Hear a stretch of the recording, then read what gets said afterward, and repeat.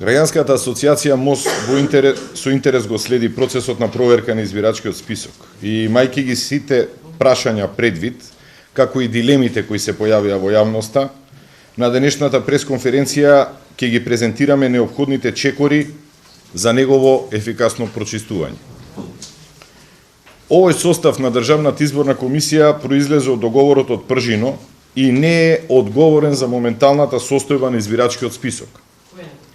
Состојбата е резултат на непостоење на функционален систем за негово ажурирање, односно за начинот на водење на базите на податоци на институциите од кои тој се генерира. Ги поздравуваме огромните напори на Државната изборна комисија да ја спроведе теренската проверка во вака предизвикувачки краток период, но напоменуваме дека најважен е квалитетот на процесот, а не датумот кога истиот треба да заврши. Ќе говорам за моменталната состојба и постоечките законски решенија. Врз база на резултатите од вкрстените проверки на податоците во избирачкиот список, според одлуките на ДИК, во моментов паралелно се спроведуваат два процеси. Административна проверка на неконзистентните записи во МВР и управата за водење на матични книги, како и теренската проверка на втора група неконзистентни записи, која што се спроведува од страна на Државната изборна комисија.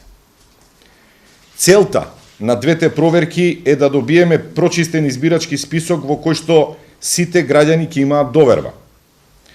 Во изминатиот период неколку пати изјавивме дека за да се прецизира и забрза постапката за бришење на евентуалните спорни гласачи во избирачкиот список, потребно ќе биде да се направат измени на неколку закони. Во продолжение ќе дадеме осврт на процесите на проверка на избирачкиот список и на постоечките законски одредби со цел подобро да информираме јавноста. Врз база на резултатите од теренските проверки, Државната изборна комисија на МВР треба да му достави список на гласачи за кои постои сомнеж дека не треба да бидат запишани во избирачкиот список. По ова, МВР ќе треба да започне постапки за поништување на решенијата за издавање на лична карта и живеалиште за оние лица за кои МВР ќе утврди дека незаконски се стекнале со живеалиште и лична карта. Моменталните законски одредби предвидуваат долги рокови и не овозможуваат завршување на овие постапки во вака краток временски период. Сега чинам дека веќе ви е поделена табелата за да може полесно да не следите понатаму. Доколку Министерството за внатрешни работи утврди дека постојат незаконитости во постапката за пријавување на живеалиште, носи решение за поништување на живеалиштето. Врз основа на ваквото решение, МВР покренува постапка и донесува решение за поништување на личната карта. По донесувањето, решението треба во рок од 7 дена да го достави до странката на адресата наведена на личната карта. Доколку МВР не успее да изврши лична достава, се прави достава по пошта и се остава рок од 7 дена за граѓанинот да одговори. Доколку живеалиштето на граѓанинот е непознато, МВР го огласува решението во 2 последователни броја од еден дневен весник, а потоа и во службен весник на РМ, пошто се смета дека граѓанинот е уредно известен. Доколку граѓанинот не биде пронајден после сите овие обиди, МВР е должно да му додели законски застапник на кого му го доставува решението за поништување, пошто почнува да тече рокот за жалба од 15 дена. Ако во овој рок не е поднесена жалба, МВР го прогласува решението за конечно и извршно. Доколку граѓанинот е пронајден, тој има рок од 15 дена од денот на прием на решението да поднесе жалба до Државната комисија за одлучување во управна постапка и постапка од работен однос во втор степен, која пак има рок од 60 дена да одлучи по оваа жалба. Граѓанинот има право на таа одлука во рок од 30 дена да поднесе тужба против одлуката, пошто законот не предвидува рок во кој управниот суд треба да се произнесе по тужбата.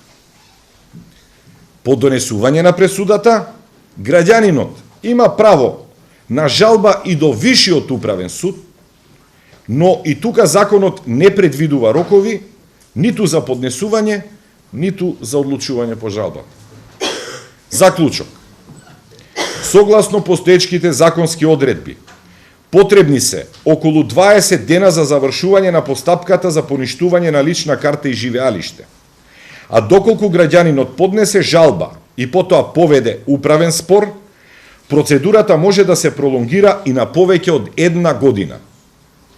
Во овие рокови не е пресметано времето кое претходно ќе му биде потребно на Министерството за внатрешни работи да ги изврши административните и теренските проверки на овие гласачи, за да констатира дали може да се покрене постапка за поништување на живеалиштето и личната карта.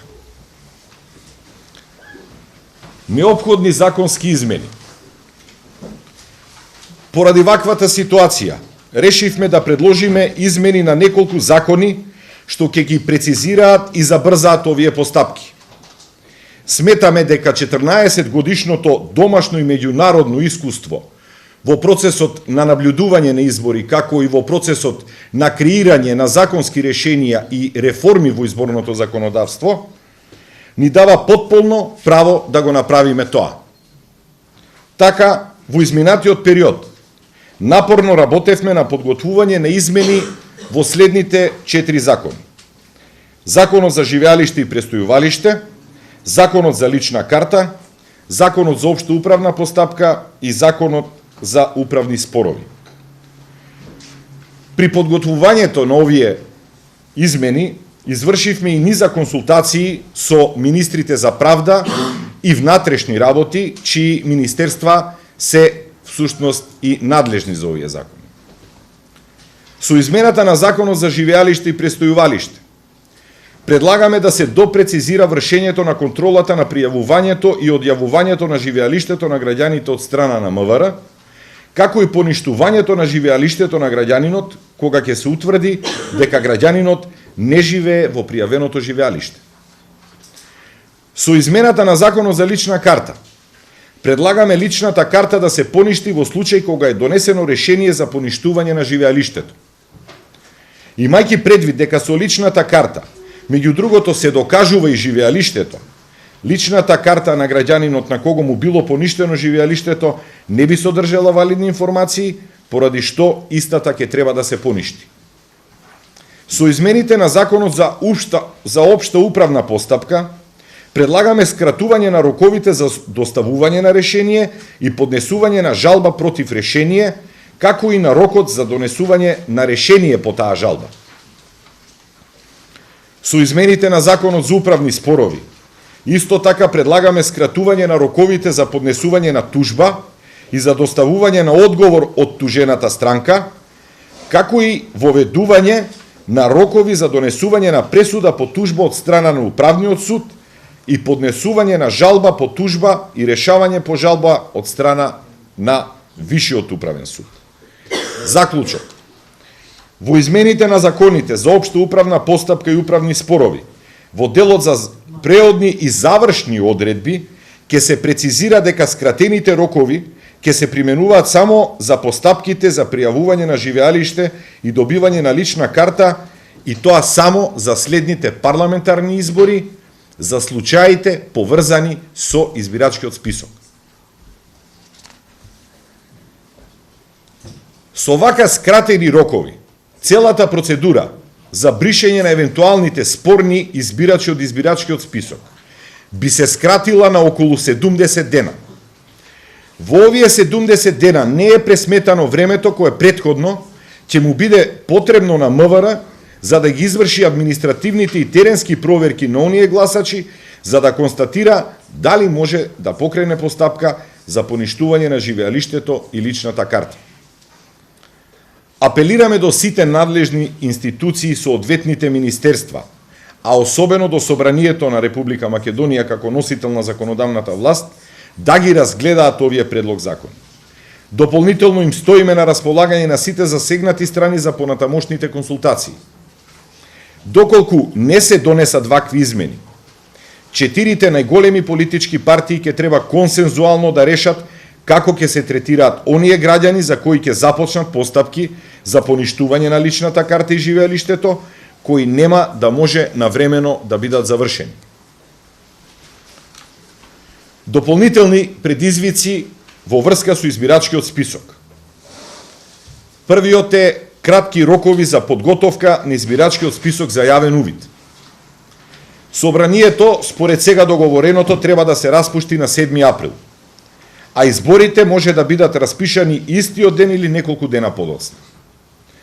Еден ден по распишувањето на изборите, МВР на ДИК треба да му ги достави податоците за избирачкиот список кој што ќе биде ставен на јавен увид. ДИК потоа, во соработка со Државниот завод за статистика, го подготвува избирачкиот список за јавен увид, кој започнува 10 дена по распишувањето на изборите. Земајќи ја предвид динамиката на спроведувањето на теренската проверка, резултатите кои ќе произлезат од административната проверка, како и траењето на постапката за бришењето на избирачите, може да се очекува дека бришењето на евентуалните спорни гласачи од избирачкиот список ќе се спроведува и во периодот помеѓу распишувањето на изборите и ставањето на списокот на јавен увид. Јавниот увид треба да започне дури откако ќе завршат постапките за бришење на евентуалните спорни избирачи од избирачкиот список. Апелираме до сите засегнати страни, институции и политички партии да најдат начин како ќе го надминат и овој предизвик. Отстапување на бројот на гласачи по изборни единици. На вчерашната седница Државната изборна комисија утврди дека изборните единици 3, 4 и 6 веќе го надминуваат законското отстапување од најмногу минус 5 до плюс 5% во однос на просечниот број на избирачи по изборна единица. Ова отстапување може и да се промени по евентуалното бришење на одреден број на избирачи од избирачкиот список. Доколку собранието се распушти пред да заврши процесот на бришење на избирачите, ќе настане правен вакуум, па поради тоа потребно е да се интервенира и во изборниот законник, со што ќе се дорегулира оваа ситуација. Например, прекројувањето на изборните единици да може да го направи и самата Државна изборна комисија, без да има потреба тоа да се менува во изборниот законник. Прекршување на изборниот законник. Во текот на вчерашниот ден, Дирекцијата за заштита на лични податоци до ДИК достави 2 решенија во врска со податоците од избирачкиот список. Првото решение на Дирекцијата за отстранување на списокот со 89.000 неконзистентни записи е позитивно, имајќи предвид дека ДИК го објави списокот без да има законска основа за тоа. Дополнително, со поврзување на 4 достапни податоци за избирачите, како што тоа беше случај во конкретнава апликација, име, презиме, адреса и датум на раѓање, станува многу полесно да се открие идентитетот на одредено лице, што во секој случај представува нарушување на приватноста и во одредени случаи може да се злоупотреби. Второто решение пак на дирекцијата со кое се забранува преку одредена адреса да се прикажуваат личните податоци на сите избирачи на таа адреса не е во согласност со новата одредба во изборниот законник, која изречно ја задолжува ДИК да го објави избирачкиот список со податоци за името, презимето и адресата на избирачите. Ваквото решение е уште повеќе спорно, имајќи предвид дека на 8 март Дирекцијата изјави дека објавувањето на адресите на гласачите е во согласно со Законот за заштита на личните податоци. Во оваа насока ја поздравуваме одлуката на ДИК да поведе управен спор против ова решение на дирекцијата. Доколку изборите се одржат без да биде објавен избирачкиот список во формата пропишана со изборниот законник и во која првично беше објавен, граѓаните воопшто нема да имаат доверба ниту во избирачкиот список, ниту пак во изборниот процес. Неконзистентност во одлучувањето на Државната изборна комисија. ДИК донесе одлука да не постапува по 124.072 неконзистентни записи идентификувани со еден од тестовите за вкрстени проверки. Ваквата одлука е во спротивност со член 9 од методологијата за водење и ажурирање на избирачкиот список, кој предвидува дека сите сомнителни записи ќе бидат предмет на дополнителни појаснувања и проверки на еден од следните начини: со МВР, со државните институции кои располагаат со податоци за граѓаните, преку контакт со лицата чии записи се сомнителни и по потреба со теренска проверка. Апелираме до Државната изборна комисија да ја преиспита ваквата одлука. Генерален заклучок. Повторно апелираме до сите надлежни институции и политички партии да ги земат предвид предложените законски измени, како и дополнителните предизвици во врска со избирачкиот список и консензуално да одлучат како ќе постапат по сите овие прашања. Предлозите, кои што денеска ги соопштивме и ги промовиравме, треба да им служат како појдовна основа за надминување на овие предизвици со цел во дадените куси временски рокови да се придонесе за квалитетно прочистување на избирачкиот список.